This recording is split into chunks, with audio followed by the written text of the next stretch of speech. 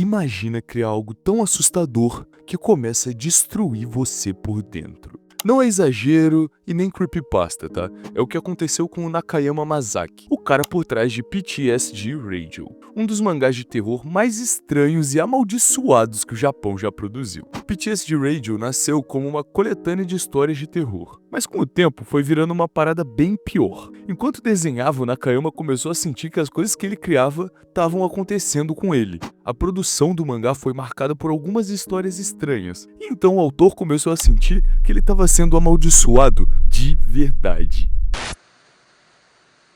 Existem histórias que assustam a gente leva susto, às vezes grita, às vezes dorme mal uns 2 dias, mas vida que segue. Só que tem umas que contaminam, que ficam na sua cabeça e não saem mais, e que você ainda vai se lembrar por um bom tempo. E de todas as maldições absurdas que a ficção japonesa já produziu, hoje eu vou contar a história de uma que não tá na obra, e sim por trás dela. Um mangá que começou como terror e terminou com uma sessão de exorcismo. Uma história que destruiu o homem que criou ela. Esse vídeo vai ser sobre PTSD Radio, um mangá que, segundo as más línguas, enlouqueceu seu autor.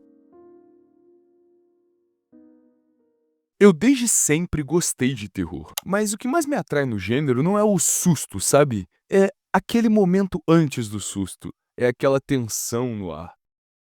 Um dos meus filmes de terror favoritos é Terrifier, um filme que é muito conhecido pelo seu gore, e realmente o gore é interessante se você gosta disso. Porém, pra mim o mais interessante de Terrifier, e isso eu tô falando do primeiro, é toda a atmosfera que tem ali, sabe? É quando você não tá vendo o arte, é quando você tá só dentro daquele prédio, um prédio fechado, um prédio assustador, e que você sabe que algo pode acontecer a qualquer momento. Porque, além do susto, além do monstro, o terror é aquilo que a gente não vê. O terror é a atmosfera. É aquela atmosfera que tá antes da cena acontecer e que permanece depois que a cena acaba. Quando eu encontrei PTSD Radio, eu achei que seria só mais um desses mangás bizarros pra ler e comentar aqui no canal, que é o que eu tô fazendo. Mas tem uma coisa nele que é diferente. Se você gosta de terror, você já deve ter se deparado com relatos sobrenaturais ou até mesmo creepypastas na internet. E PTSD é mais ou menos isso aí, cara. Cada história contada nas páginas era um relato, que foram começando a ficar cada vez mais reais na mente do autor. E é por isso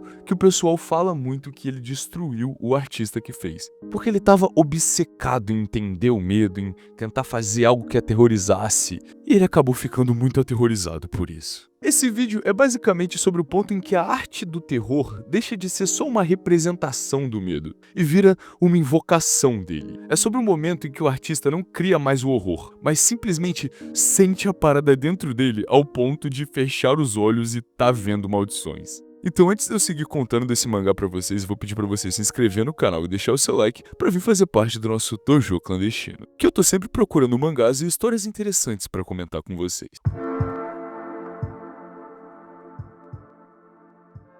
Bom, o terror japonês sempre foi muito diferente do terror ocidental. Os maiores sucessos do terror ocidental a gente pode marcar com os monstros, sabe? A gente teve o Jason, a gente teve o Freddy Krueger, o Michael Myers, e era basicamente isso que assustava os ocidentais. Monstros físicos que são violentos e podem te matar e vão te perseguir, você tá vendo eles te perseguindo. Mas no Japão as coisas sempre foram diferentes. A coisa mais assustadora no Japão é aquela história do espírito vingativo. E como um grande exemplo disso, a gente tem Ringo, ou como ficou conhecido aqui no ocidente, o Chamado, onde a gente tinha a maldição da Sadako, que estava contida numa fita de vídeo. E o ponto principal aqui é que existe uma regra clara, um método para a maldição se espalhar. Falando de um jeito mais otaquinho, é como se o horror japonês tivesse um power system com regras bem definidas. Para você ser amaldiçoado pela Sadako, você precisa assistir a fita. E, para se livrar da maldição,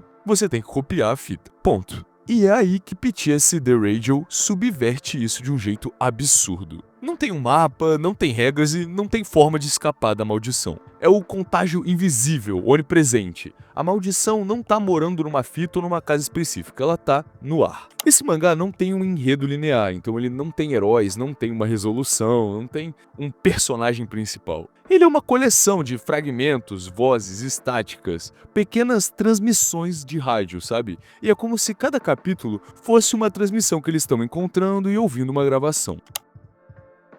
A narrativa de PTSD Radio é como a estática de um rádio sintonizado em várias dimensões. O mangá se recusa a seguir uma única linha do tempo. Então ele fica saltando entre personagens e momentos, cada um deles com uma história perturbadora para construir lentamente esse quadro de horror quase cósmico e inescapável. E bom, o ponto de ignição de toda a maldição reside num antigo culto ao Guti-sama, chamado Deus do Cabelo, que assim, não era totalmente maligno, mas ele exigia devoção e tributos específicos, sendo o cabelo a chave para todo seu poder. Ele tinha a capacidade de guiar a alma dos mortos e se manifestar através de fios de cabelo. O terror vai começar quando a relação de respeito é quebrada. Algum ídolo é destruído, por exemplo, o símbolo de Yoguchi-sama é abandonado ou quebrado e o santuário dele se deteriora. Tem outro também, que é a oferenda corrompida. Em uma história que vai rolando ao longo da trama, tem uma oferenda sagrada de cabelo para guiar a alma de um falecido em guerra, que é substituída por recortes de cabelo de salão de beleza, e aí isso é considerado profanação e a entidade fica enfurecida. Então, a partir desses momentos, Oguchi-sama se desvirtua e vai começar a utilizar o cabelo não mais como guia, mas como a sua maldição, ligando todos os moradores da cidade e seus descendentes a esse tormento. Os capítulos iniciais vão jogar a gente em vislumbres de terror que, a princípio, vão parecer um pouquinho curtos, mas que vão se repetindo com algumas variações. A repetição do ato de cortar o cabelo, por exemplo, não é só um trauma de infância que eu acho que todo mundo que já foi criança já achou uma merda cortar o cabelo. A gente vê cenas de pessoas aterrorizadas pelo próprio cabelo que ganha vida, com criaturas formadas por mechas escuras, figuras que agarram o couro cabeludo das vítimas. Tem uma coisa aqui que é o som das tesouras, o chique-chique, é um som ameaçador, sabe? Um presságio de dor. Tem outra parada que aparece muito também, que são sombras, mas o principal aqui é a invasão do cotidiano, porque não tem lugares específicos em que essa maldição vai aparecer, vai acontecer. Cara, é em qualquer lugar, em pequenos detalhes da vida urbana moderna, sabe? Um cheiro estranho de esgoto surge sem motivo, arranhões no teto, a visão de um vulto distorcido. E apesar de não ter um protagonista central claro, muitos personagens, como a menina que cortou o cabelo chorando e tudo mais, ficam reaparecendo em diferentes fases da vida deles, o que dá a sensação de que essa maldição tá seguindo elas a vida inteira, cara. O que pode também ser um subtexto para trauma, mas que, se a gente olhar só pelo lado da maldição, já é bem bacana. Então todos os primeiros capítulos de PTSD Radio vão funcionar como se fosse só uma galeria de horrores, sabe? Pequenas histórias que foram acontecendo com pessoas diferentes por causa da mesma entidade. E aí algo mais sinistro acontece. A maldição muda de endereço. O medo que o Nakayama estava tentando retratar no começo era o medo da repetição, sabe? A mesma coisa acontecendo com várias pessoas, ou em várias situações na própria vida de alguém, sabe? Era aquela repetição traumática. Mas por volta do volume 5, a estrutura da história vai mudar.